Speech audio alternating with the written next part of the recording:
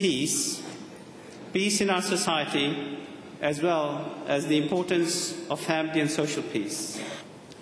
Whilst religion may not deal specifically with some of the social ills of our society, it defines the moral code which will provide the answers to the social difficulties currently facing our civilization.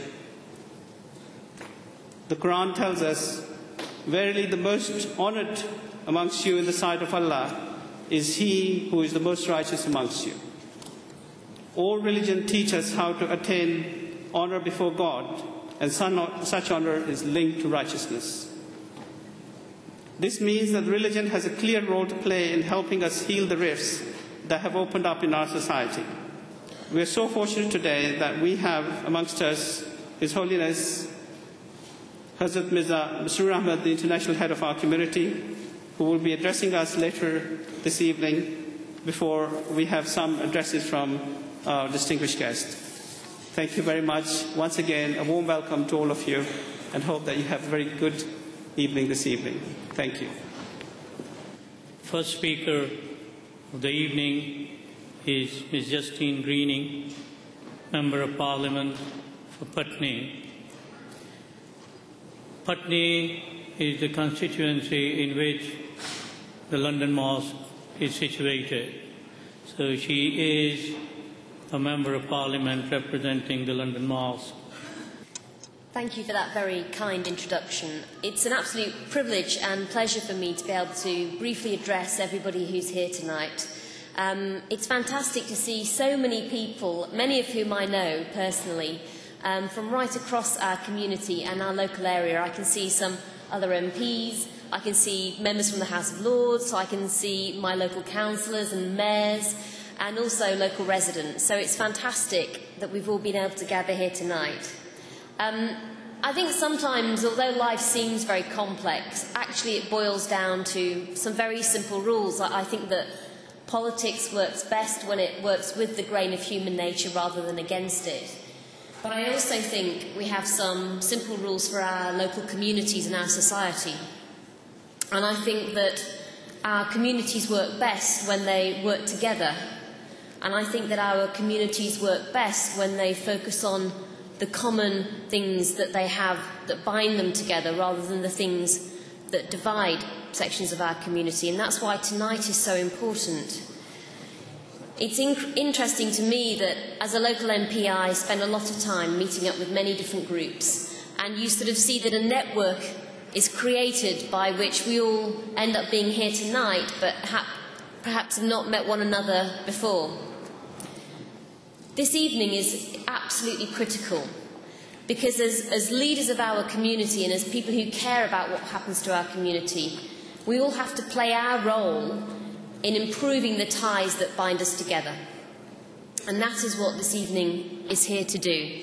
And that is why it's so fantastic for us all to be able to have come together tonight.